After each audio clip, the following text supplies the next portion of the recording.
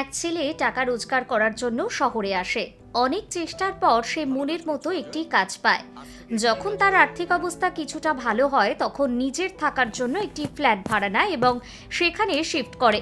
কিন্তু প্রথম দিন প্রায় রাত 10টার সময় যখন সে নিজের জন্য খাবার রান্না করছিল, ঠিক তখনই দরজায় কেউ কড়া নাড়ে।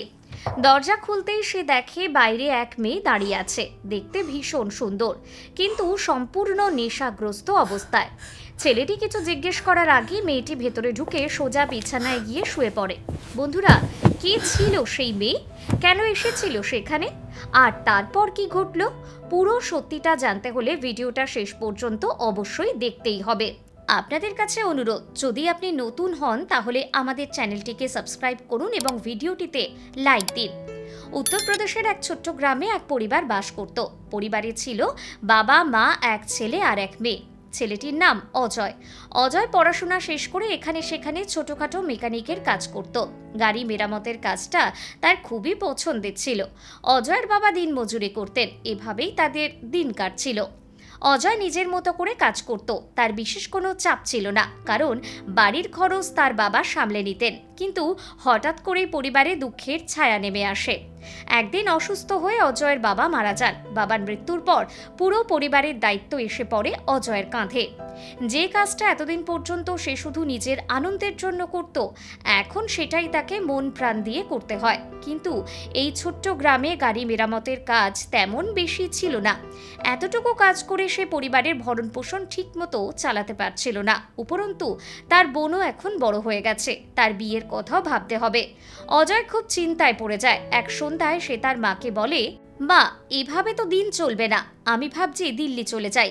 আমার এক চেনা লোক ওখানে কাজ করে, ভালোই টাকা উপার্জন করে। সেখানে তো প্রায় সবার বাড়িতেই গাড়ি আছে, কাজও অনেক পাবো। মা প্রথমে বাধা দেয়, কিন্তু অজয় বোঝাতে থাকে, মা, যদি আমি এখানেই থেকে যাই তাহলে কিছুই হবে না, বোনের বিয়ে দিতে হবে, সংসার চালাতে হবে। এখন যদি কিছু না করি পরে অনেক কষ্ট হবে, বোনের বিয়ে ভালো ঘরে দিতে পারবো না। মা কিছুক্ষণ চিন্তা করে বলেন, ঠিক আছে বাবা, যদি তোর মন চায় তাহলে দিল্লি চলে যা, তবে আগে তোর বন্ধুর সঙ্গে কথা বল, সব রকম ব্যবস্থা করে তবেই যাস। এই কথা শুনে অজয় খুশি হয়ে যায়।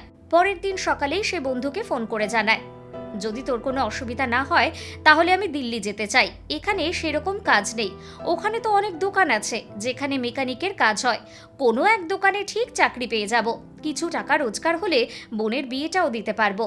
বন্ধু হেসে বলে, চলে আয়, কোনো অসুবিধা হবে না, এটা তোরই বাড়ি। এই কথা শুনে অজয় খুব খুশি হয় এবং দিল্লি যাওয়ার প্রস্তুতি নিতে শুরু করে। রওনা দেওয়ার আগে মুহূর্তে মা ছেলেকে বলেন, দেখো, তুমি তো বাইরে যাচ্ছ, কিন্তু শুনেছি দিল্লিতে অনেক প্রতারণা হয়, তুমি কখনো এমন কিছু করো না, কারোর সঙ্গে খারাপ ব্যবহার করো না। এমনকি যদি কেউ তোমাকে কিছু বলেও দেয় তাও চুপচাপ সহ্য করে নিও, কারণ সেখানে তুমি একা থাকবে, তোমার খেয়াল রাখার মতো কেউ থাকবে না। মায়ের এই কথা শুনে অজয়ের চোখেও জল চলে আসে। সে মাকে জড়িয়ে ধরে বলে, মা, তুমি চিন্তা করো না, আমি আর ছোট বাচ্চা নই, আমি বড় হয়ে গেছি, তবে তুমি যেমন বলছো আমি তেমনই থাকবো। অজয়ের বোন দাদার ব্যাগ গোছাতে থাকে। সে কিছু লাড্ডু আর শুকনো খাবার রাখে এবং বলে, দাদা, নিজের খেয়াল রেখো, ভালোভাবে কাজ করো, তোমার জন্য কিছু খাবার রেখে দিয়েছি, রাস্তায় যদি খিদে পায় খেয়ে নিও, আর দিল্লিতে গিয়েও যদি খাবারের ব্যবস্থা না হয় তাহলে আপাতত এগুলো খেও। অজয় হাসতে হাসতে বলে, কোনো চিন্তা করিস না, আমি ঠিকমতো খেয়ে নেব, তুই নিজের খেয়াল রাখিস। এরপর সে রওনা দেয় দিল্লির পথে। অজয় খুব বেশি পড়াশোনা করেনি। 10ম শ্রেণীতে পড়াকালীন একদিন সে বাবাকে বলেছিল, বাবা, আমি আর পড়াশোনা করব না, কোনো কাজ শিখবো, কাজ করব। তখন বাবা জোর না করে তাকে একটি দোকানে পাঠিয়ে দেন, যেখানে সে মেকানিকের কাজ শিখতে শুরু করে। অজয় দিল্লি পৌঁছায় নিজের বন্ধুর কাছে। সেদিন রাত হয়ে গিয়েছিল, তাই সে ঠিক করে ওই রাতটা বন্ধুর বাড়িতেই কাটাবে। বন্ধুও তাকে আন্তরিকভাবে স্বাগত জানায়। পরের দিন সকালে অজয় কাজ খুঁজতে বেরিয়ে পড়ে। সারাদিন এদিক ওদিক ঘুরে সে কাজের সন্ধান করতে থাকে। প্রথম 2-3 দিন কোনো ভালো কাজ পায় না, কিন্তু কিছুদিন পর একটি ভালো দোকানে চাকরি পেয়ে যায়। সেখানে সে ভালোই মজুরি পায়। এরপর অজয় বন্ধুকে বলে, যদি অসুবিধা না থাকে তাহলে 1 মাস তোমার কাছেই থাকি, যখন বেতন পাবো তখন নিজের জন্য একটা আলাদা ফ্ল্যাট নিয়ে নেব। বন্ধু হেসে বলে, কোনো অসুবিধা নেই, আরাম করে থাকো, চাইলে এর পরেও এখানেই থেকে যেও, কোনো সমস্যা হবে না। তারপর অজয় ওই দোকানে 1 মাস কাজ করে। বেতন পাওয়ার পর সে বন্ধুকে বলে, দেখো 1 মাস আমি তোমার সঙ্গে থেকেছি, অর্ধেক টাকা তুমি আমার কাছ থেকে নিয়ে নাও। কিন্তু বন্ধু বলে, না ভাই, আমি কোনো টাকা নেব না, নিজের প্রথম উপার্জনটা তুমি নিজের কাছে রাখো। আমি একাই থাকতাম, তোমার সাথে থেকে আমারও ভালো লেগেছে। এরপর অজয় বন্ধুর সঙ্গেই থেকে কাজ করতে থাকে। তাদের মধ্যে বন্ধুত্ব আরও গভীর হয়ে ওঠে।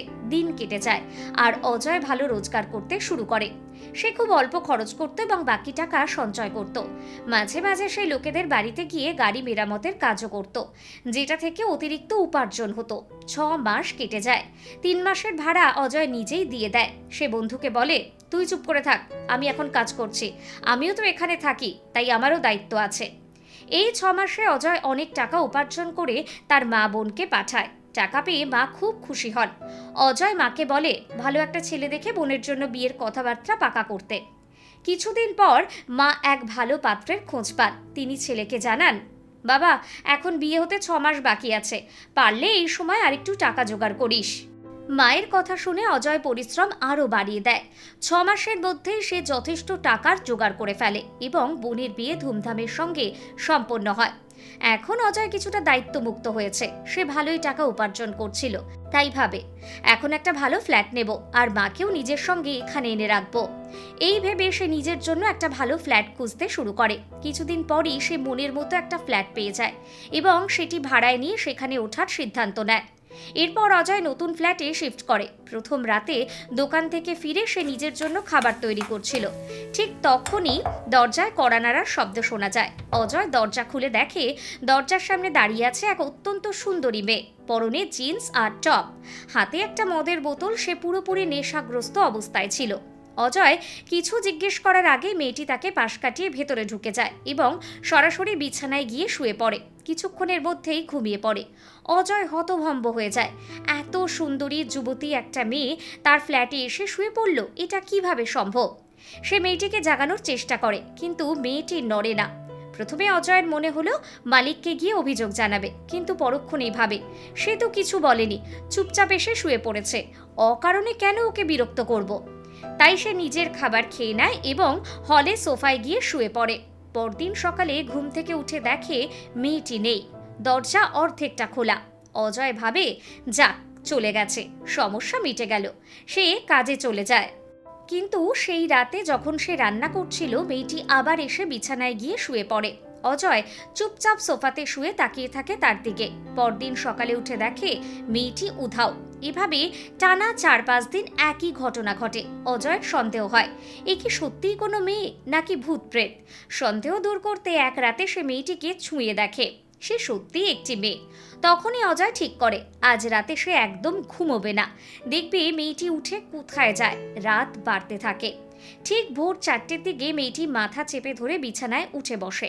অজয় তা দেখে মেয়েটির কাছে গিয়ে বলে, দেখো, তুমি কয়েকদিন ধরে আমার ফ্ল্যাটে ঘুমাতে আসছো, তুমি কে আর এইভাবে মদ খেয়ে এখানে কেন আসো? মেয়েটি ধীরে ধীরে বলল, আমি এই ফ্ল্যাটের মালিকের মেয়ে, কিন্তু দয়া করে আমি যা করি তা আমার বাবাকে বলো না। অজয় বলল, ঠিক আছে, বলবো না, কিন্তু তুমি নিজের বাড়িতে না গিয়ে এখানে আসো কেন? তখন ফ্ল্যাট মালিকের মেয়েটি বলল, এর পিছনে একটি বড় গল্প আছে। অজয় বলে, কি গল্প? গত 3-4 দিন ধরে আমি সোফাতে ঘুমোচ্ছি আর তুমি আমার বিছানায়। মেয়েটি বলতে শুরু করে, আমার নাম নেহা, আমি কলেজে পড়ি। কলেজে আমার এক ছেলের সঙ্গে প্রেম হয়েছিল। আমরা দুজন একে অপরকে সত্যিকারের ভালোবাসতাম। জীবন মরণের শপথ নিয়েছিলাম, কিন্তু সময়ের সঙ্গে সব বদলে গেল। একদিন আমি জানতে পারি সে আমাকে ঠকাচ্ছে। সে শুধু আমার সঙ্গেই নয়, আরও কয়েকজন মেয়ের সাথেও সম্পর্ক রাখে। আমি যখন তাকে এই বিষয়ে জিজ্ঞেস করি, সে সোজাসুজি বলে দেয়, দেখো, আমি আমার জীবন এভাবেই কাটাবো, তুমি তোমার মতো করে বাঁচো, আমি আর তোমার সঙ্গে কোনো সম্পর্ক রাখবো না। তারপর থেকে আমি আমার দুঃখ ভোলার জন্য এদিক ওদিক সান্ত্বনা খুঁজতে থাকি। ঠিক তখনই আমার কলেজের একটি মেয়ে রিয়ার সঙ্গে পরিচয় হয়। সে প্রায় বারে গিয়ে মদ খেত। শুরুর দিকে আমিও ওর সঙ্গে বারে যেতাম, একসঙ্গে মদ খেতাম। কিন্তু একদিন আমার বাবা এই ব্যাপারটা জেনে ফেললেন। তিনি আমাকে খুব বকাবকি করলেন, এমনকি আমার কলেজে যাওয়াও বন্ধ করে দিলেন। কিন্তু ততদিনে আমার মদের নেশা হয়ে গেছে। রাত 8টা বাজলেই শরীরে নেশার তীব্র টান উঠত। তখন আমি জানালা দিয়ে চুপি চুপি বেরিয়ে মদের দোকানে গিয়ে বোতল কিনে খেতাম। তারপর এই ফ্ল্যাটে এসে ঘুমিয়ে পড়তাম। একদিন বাবা এই ফ্ল্যাটটা তোমাকে দিয়ে দিলেন, কিন্তু মদের নেশায় আমার কিছুই মনে রইল না। আমি আগের মতোই এই ফ্ল্যাটে এসে ঘুমোতে লাগলাম। অজয় পুরো গল্পটা মন দিয়ে শোনে। শেষের দিকে নেহা কান্নায় ভেঙে পড়েছিল। অজয় একটু আবেগপ্রবণ হয়ে তাকে সান্ত্বনা দেয়। কোনো সমস্যা নেই, আমি তোমার বাবাকে কিছু বলবো না। তোমার মাথা ব্যথা করছে, আমি চা বানিয়ে আনছি। সে রান্নাঘরে যায়, চা বানিয়ে নেহাকে দেয়। তারপর নেহা সেখান থেকে চলে যায়, কিন্তু পরের রাতে আবার একইভাবে ফিরে আসে। এখন অজয়ের জানা ছিল যে সে আসবে। পরদিন সকালে নেহা দেখে অজয় জেগে গেছে। নেহা জিজ্ঞেস করে, তুমি এখনো ঘুমাওনি? অজয় বলে, ঘুমিয়েছিলাম, কিন্তু তাড়াতাড়ি উঠে পড়েছি, কারণ তুমি তো ভোরে উঠবে, তাই ভাবলাম তোমার জন্য চা বানিয়ে দিই। এই কথা বলে সে রান্নাঘর থেকে 1 কাপ চা এনে নেহার হাতে দেয়।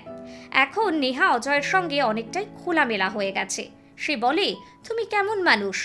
অজয় অবাক হয়ে জিজ্ঞেস করে, কেন, আমার মধ্যে কি খারাপ আছে?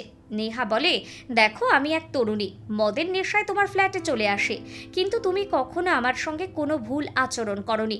এখনকার দিনে এমন মানুষও পাওয়া যায়। তখন অজয় নিজের গল্প বলতে শুরু করে। বাড়িতে আমার মা আর এক বোন আছে। বোনের বিয়ে দিয়ে দিয়েছি। যেদিন আমি দিল্লিতে আসি, মা বলেছিলেন, বাবা, কোনো মেয়ের সঙ্গে খারাপ ব্যবহার করিস না, কিন্তু কখনো রূপ লালসায় পড়ে ভুল কাজ করবি না। সবসময় একজন ভালো মানুষ হিসেবে পরিচিত থাকবি। তারপর নেহা বলে, ঠিক আছে, এখন আমি যাই, একটু পরেই সকাল হয়ে যাবে। এরপর থেকে অজয় আর নেহার মধ্যে এক অদৃশ্য টান তৈরি হয়। দুজনেই একে অপরের প্রতি কিছু অনুভব করতে শুরু করে। যদিও কেউ কাউকে মুখে কিছু বলে না, তবুও ভালোবাসা নীরবে তৈরি হতে থাকে। একদিন অজয় বলে, নেহা, তুমি এমন করে মদ খেয়ে নিজের জীবন নষ্ট কেন করছো? তোমার তো বিয়েও হয়নি। তোমার বাবা মা নিশ্চয়ই তোমার ভালো কোথাও বিয়ে দেবেন, তুমি সুখে সংসার করতে পারবে।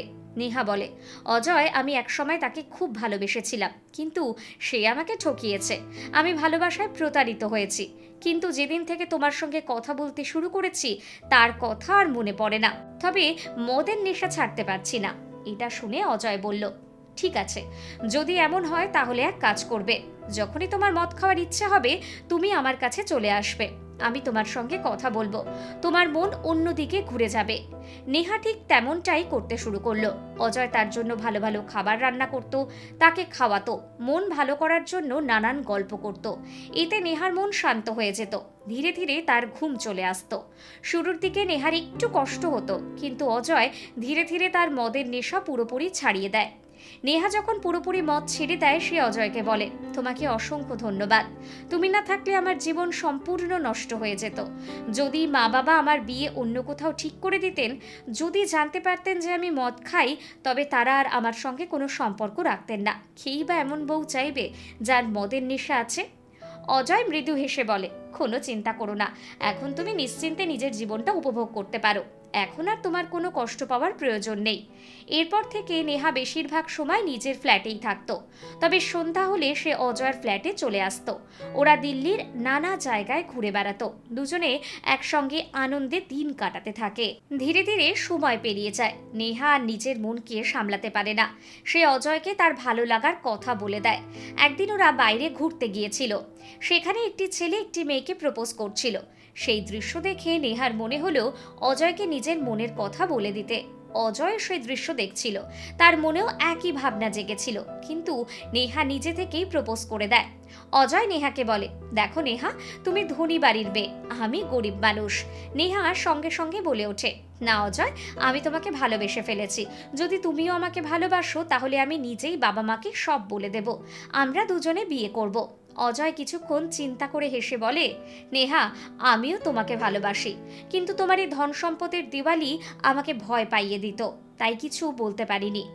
1 মাস পরে নেহা তার বাবাকে সব সত্যি কথা জানিয়ে দেয়। অজয়ের সঙ্গে সম্পর্কের কথা, তার অতীত, তার মদের নেশা, কিভাবে অজয় তাকে সেই অন্ধকার জীবন থেকে টেনে তুলেছিল। শুরুতে বাবা রেগে যান, কিন্তু মেয়ের মুখে পুরো সত্যিটা শুনে তার মন নরম হয়ে আসে।